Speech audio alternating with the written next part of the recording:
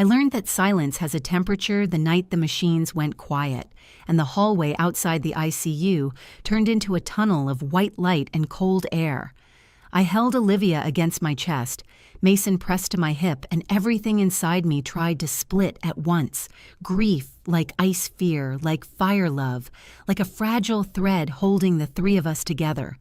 People moved around me, mouths shaping sympathy. But I could no longer hear words. I only heard the scrape of a pen on a clipboard and the soft hiccup of my daughter's breath as my husband's name slipped into the past tense. They said the body could be viewed. They said, take your time. And I nodded the way you nod when you're drowning and someone suggests swimming lessons. I thought family would find me in that corridor lift. The twins fold me into a warm circle of hands and coats and heartbeat. Instead, I saw backs turning. My mother's face tightened like a curtain against the sun. Emma, your father and I are too old to help, she murmured. And I said too old because it was either that or scream, and my father just cleared his throat and told me, you chose your life, handle it. I watched them walk away without looking at Olivia's tiny fist or Mason's wet lashes, and the sound the door made behind them was smaller than a click, yet forever in my bones. I tried Ethan's parents next because hope dies last. I stood on their porch with Mason nuzzled into my shoulder, the house smelling like lemon cleaner in a different era, and when the door opened a fraction, Robert stared at the space above my head. Without Ethan, there's no bond anymore, he said, and I swallowed the sentence that wanted to break me and answered.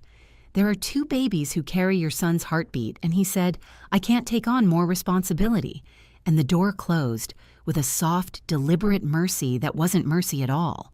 By the 3rd day, I stopped asking because the questions were bruising me worse than the answers. My sister rang and left a voice so smooth it squeaked. I just can't deal with crying babies right now. Call me when things calm down, she said, and I whispered into the kitchen where bottles lined up like sins. He is in the ground. How much calmer would you like? That evening, both twins rose in the same bright cry that cuts a mother open, and I slid down the hallway wall, gathering them close, rocking with a rhythm older than speech. It's just us now, I told them. And Olivia trembled, and Mason hiccuped, and I tried to breathe like oxygen was not a memory. Thunder rolled, and the window panes stuttered with rain. The apartment smelled like damp towels and the edge of despair. I said Ethan's name into the dark with the fear that saying it too loud would make him farther away. When the knock came, it didn't sound like salvation. It sounded like a mistake. The second knock carried weight. I opened the door, and the past stepped in, wearing a black coat and a storm-wet umbrella. My grandfather, Henry Coleman, the man my family treated like a shadow you crossed the street to avoid, stood in my doorway with eyes sharp as a hawk and soft as a prayer. Come home, Emma, he said. And I said, why now? They said you were ruthless.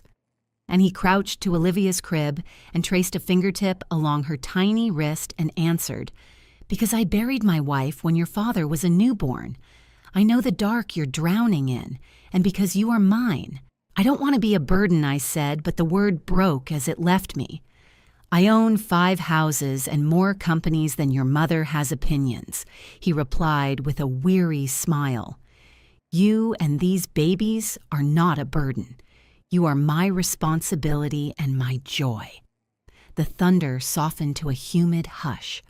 What do I even bring, I asked, and he said, bring the children. The rest doesn't matter.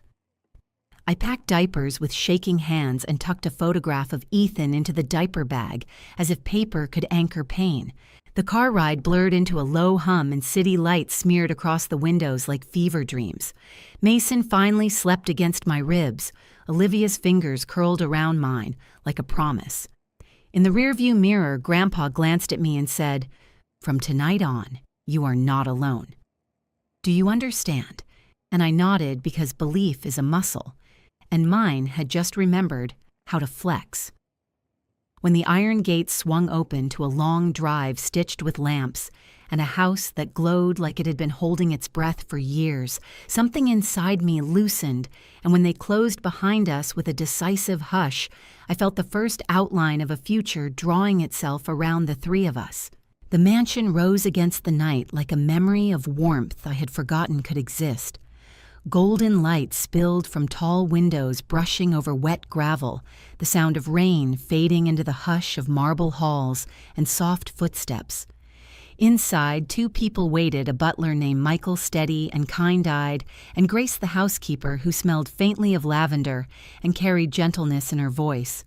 "Welcome home, Miss Emma," she said as she took my coat, and something about the word home cracked open a part of me I didn't know was still alive. Grandpa Henry moved through the house with purpose, his cane tapping in rhythm with his breath. He led me to a room I hadn't seen since childhood. Only now it was transformed: soft lamps, warm blankets, two cribs side by side, shelves stacked with formula diapers, tiny clothes folded with care. I turned to him, stunned. "How did you—" He smiled faintly. "I made a few calls. When I said you were coming home, I meant tonight." The twins quieted almost instantly, Olivia's lashes fluttering as she fell asleep. I stood there watching them, exhaustion and relief tangling together until tears blurred my vision. For the first time since Ethan's death, my body allowed itself to rest. The next morning, sunlight poured through tall windows like a gentle rebuke to all my nights of fear. I followed the smell of coffee and toast to the dining hall, where Henry sat at the head of the table reading the morning paper. He didn't look up when he said, "Sit, Emma. Eat. You'll need your strength." I obeyed, though the chair felt too grand for someone who had recently cried herself to sleep on a kitchen floor. "I don't know how to thank you," I murmured. He folded the paper, finally meeting my gaze. "Don't thank me. Promise me instead. Promise me you'll learn. Learn what I asked, uncertain." He leaned back, eyes steady and sharp. "How to stand on your own 2 feet. You've been surviving. It's time to live." His voice carried the authority of someone who had built and lost and built again. I tried to argue, said I didn't have a degree, that I didn't know anything about business, but he waved me off. "You're a Coleman, whether the rest of them like it or not. You'll sit in meetings, you'll ask questions, and you'll learn. And when you fail, because you will fail, you'll get back up." The following week, I followed him into the world he'd built. Conference rooms smelled of cologne and ambition. Men in sleek suits eyed me like a misplaced intern, and I sat quietly clutching Olivia's diaper bag under the table while numbers and strategies flew over my head. Henry would tap his pen when I looked lost, a silent reminder to pay attention that I belonged in the room, even if no one else believed it yet. At night, when the twins finally slept, we sat across from each other in his study. He'd slide a stack of papers toward me. Balance sheet. "What do you see?" I'd frown, tracing the lines. "I see numbers that don't make sense." He'd chuckle softly. "Then keep looking until they do." Those nights stretched long pages blurring into dawn, but with every failed calculation and every correction, I felt something unfamiliar flicker inside me. Confidence. One evening, when exhaustion won, I whispered, "Grandpa, maybe I'm not cut out for this. Maybe I should just stay small." He leaned forward, the lamplight catching the steel in his eyes. "Emma, you buried your husband, raised twins alone, and faced a world that turned its back on you. Don't you dare tell me you're small." His words struck something deep, and for the first time I let myself believe I might be more than the sum of what I had lost. Days bled into weeks. My trembling hands learned steadiness. My timid voice found shape. I wasn't just learning business, I was learning how to be seen again. And one night, as I rocked Mason to sleep, an idea began to bloom quietly in the back of my mind. I remembered those endless nights searching for safe baby products, the frustration of finding nothing that truly worked. What if I could change that? What if I could build something for mothers like me? Something safe, real, and kind. I didn't know it then, but that spark born from exhaustion and love would become the beginning of everything. I waited until the twins were asleep before I told Grandpa my idea. The study was dimly lit, the fire casting amber light across the room. As I stood by the window, clutching a notepad full of sketches and scribbles, I was thinking. I began hesitant. When Ethan was sick, I struggled to find safe baby products. Everything felt harsh or overpriced. I want to make something better, natural, honest, something mothers like me can actually trust. Henry looked up from his papers, one eyebrow lifting with measured curiosity. And what would you call it? I hesitated, glancing down at my notes. Little Haven, I said softly. Because that's what I needed, a haven. For a long moment, he said nothing. I braced myself for the lecture, the reminder that business was brutal, that dreams didn't feed children. But instead, his expression softened. Now that he said tapping the desk isn't just surviving, that's building. Do it. I almost laughed. Do it, just like that, he smiled faintly. When something is worth doing, hesitation is the enemy. Start small, learn, and if you fail, fail forward. A week later, I walked into my first supplier meeting with a mix of nerves and determination. The man across the table, Mr. Kent, had a smirk that could curdle milk. "You're very young, Mrs. Coleman," he said, flipping through my proposal. "And frankly, you don't look like someone who knows how to run a business. Why should I trust you with my inventory?" For a moment, the old version of me, the one who apologized for existing, wanted to shrink. But then I remembered Henry's voice. "Speak. Even if you're wrong, speak." I leaned forward, meeting Kent's eyes. "Because I've already survived the worst," I said evenly. "I buried my husband. I raised twins when everyone turned their backs. I'm still here. If I can do that, I can run a business. And if you don't work with me, someone else will, and they'll get the profit you passed up." Silence stretched across the table like a held breath. Then slowly, Kent nodded. "You've got fire," he muttered. "Fine. I'll take a small order." That night, I burst into Grandpa's study, my heart racing. He agreed we got the deal. Henry looked up, the faintest smile curving his lips. "Congratulations, Emma. Now do it 10,000 times more." I laughed, half crying. "You never let me enjoy a single victory, do you?" He chuckled. "Enjoy it, then get back to work. Growth waits for no one." The weeks that followed were chaos wrapped in purpose. I learned that ambition often comes disguised as exhaustion. There were late-night packaging mishaps, supplier delays, even a small fire when Mason's toy hit a candle on the desk. But amidst the mess, orders began to trickle in, then flow steadily. Each new customer review felt like oxygen. Finally, Products I Can Trust, one mother wrote. I read it out loud to Olivia, who giggled as if she understood that her mother was building something that mattered.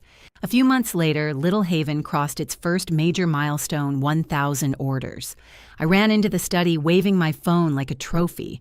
1,000, Grandpa. "We did it." He set aside his reading glasses, eyes crinkling. "Well done, Emma." He paused, then added softly, "Now make it 10,000. I laughed through my tears. "You really don't do celebrations, do you?" He raised his glass of whiskey. "I celebrate quietly. That's how empires are built, one quiet victory at a time." That night, I sat by the twins' cribs, watching their tiny chests rise and fall in rhythm. The world outside still carried the memory of rain, but inside I felt warmth spreading through every corner of me. For the first time, I didn't see myself as a widow trying to survive. I saw a mother building a future. I didn't know then that success has its own shadows, that once the world sees you standing, some will only come near to claim a piece of what you built. It started with a phone call. I was in the nursery sorting through a shipment of new lotion bottles when the ringtone cut through the hum of the twins' laughter. My mother's voice came through the speaker, syrupy and sweet in a way I hadn't heard since childhood. "Emma, sweetheart," she cooed. "I saw the article in the paper. You've done so well for yourself. We miss you and the grandbabies, of course. Why don't you bring them by? It's been too long." I froze the bottle, slick in my hands. I could almost see her lips pressed together in polite regret years ago, hear the echo of her words. "You chose your life? Handle it." My throat tightened. "Mom," I said carefully when I begged for help after Ethan died, "you turned me away." There was a pause, then a nervous chuckle. Oh, Emma, that was a difficult time for everyone. We were grieving too, surely you understand. I stared at Olivia stacking blocks on the carpet, Mason babbling beside her, and felt the quiet fury bloom inside me. They had deserved her love, then not now. I'll think about it, I said coldly and hung up before the silence could become guilt. A week later, a letter arrived in a thick white envelope embossed with gold. Emma, it read in neat, impersonal handwriting. We may have had misunderstandings in the past, but blood is blood. Perhaps we should discuss combining efforts your company with our family's resources. Together we'd be unstoppable. It was signed Robert, my father-in-law, the same man who once closed the door in my face while Mason cried in my arms. I took the letter straight to Grandpa's study, my voice shaking. They want to merge, Grandpa. Merge. After everything. He listened quietly, swirling his whiskey. And do you know why they've come crawling back? He asked. Because they're hypocrites, I spat. He nodded slowly. Because success changes how parasites see you. When you were weak, you were useless. Now that you're strong, you're a resource. Don't confuse their greed for love.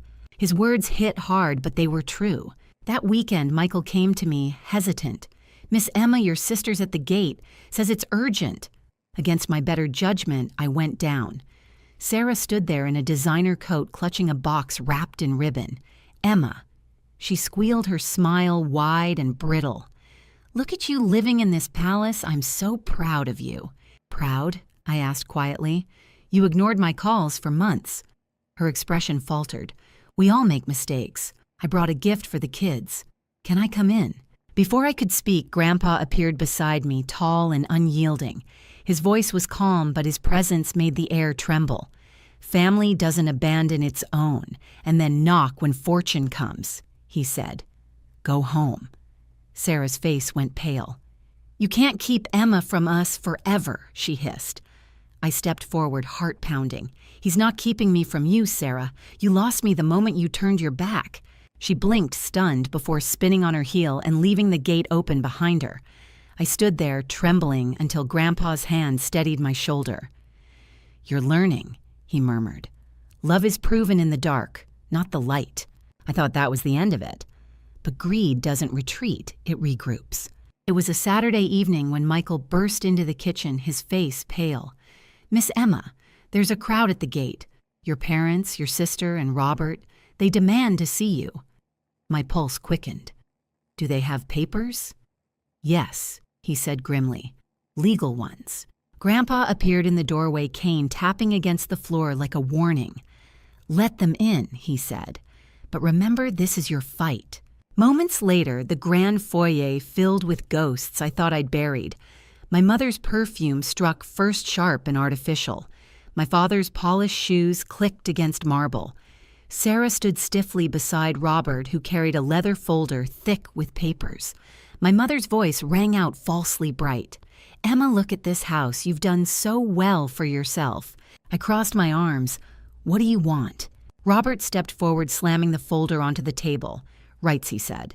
As Ethan's father, I have claims over his share of this empire, and as his widow, you have a duty to share with his bloodline.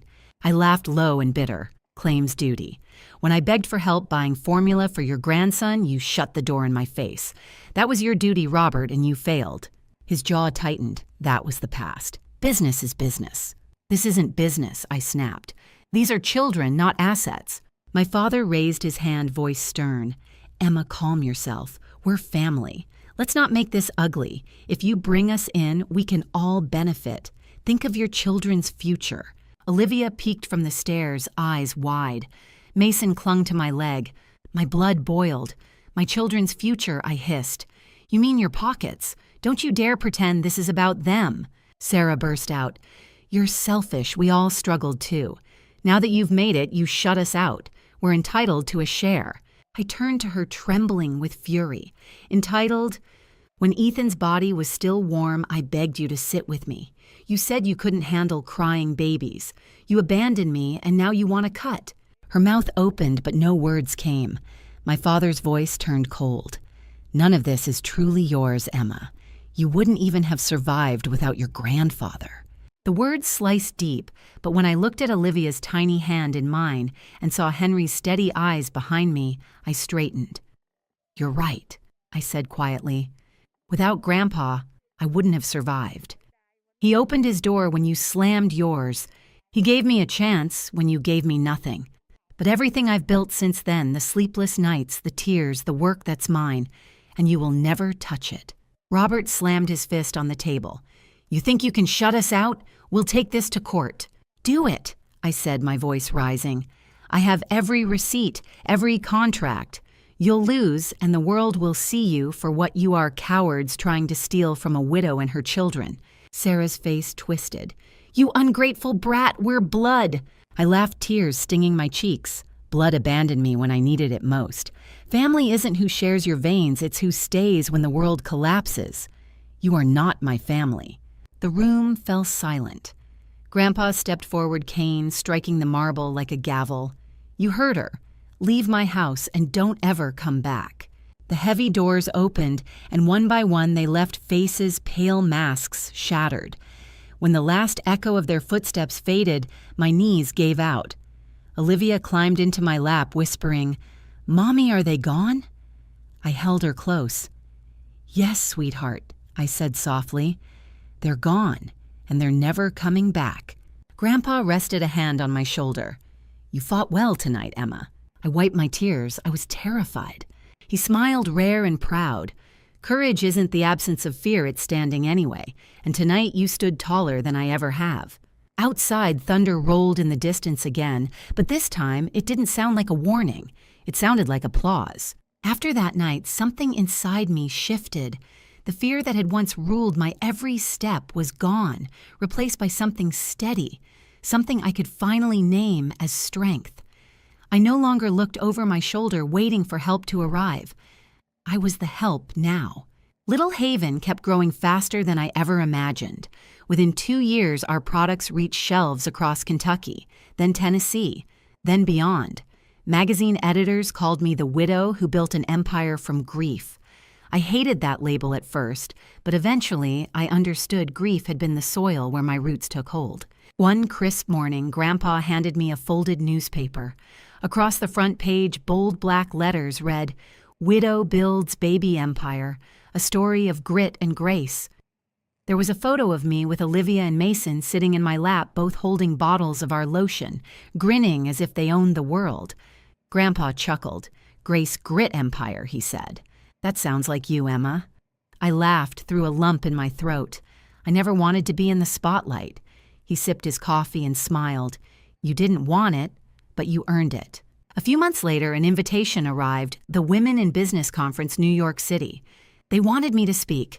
I nearly turned it down. But when I told Grandpa, he tapped his cane twice and said, "You've been running from small rooms long enough. Time to fill a big one." The ballroom lights were blinding. My hands trembled as I stepped up to the podium, the crowd a blur of faces. In the front row, I saw them, Olivia and Mason, now 5, waving wildly beside Grandpa. Their faith steadied me more than any speech ever could. I took a deep breath and began. "When my husband died," I said, voice shaking. At first I thought my life ended too. Everyone I trusted turned away. But one man opened his door, my grandfather. And with his belief, I built something from nothing. Not just a business, but a life for my children. By the time I finished, the room stood in applause. Under the glare of the stage lights, I caught a glimmer in Grandpa's eyes, a single tear sliding down the man who once swore he'd never cry again. That night, back in the quiet of the hotel suite, I turned to him. "Grandpa," I said softly, "I want to create something bigger, a foundation for Ethan." He looked up slowly. For Ethan, I nodded. For every child who loses a parent too soon, for every widow left with nothing. I want his name to live on through hope. He was silent for a moment, then set his cane aside and gripped my hands. That he said, voice thick with emotion, is the best business plan you've ever had. 6 months later, we launched the Ethan Coleman Foundation. Its mission was simple: provide financial aid, housing, and counseling for single parents. On opening night, cameras flashed as I stood on stage with Olivia and Mason cutting the ribbon. Reporters shouted questions, but all I saw were my children's faces glowing under the lights. Mason tugged at my dress. "Mommy, is Daddy proud of us?"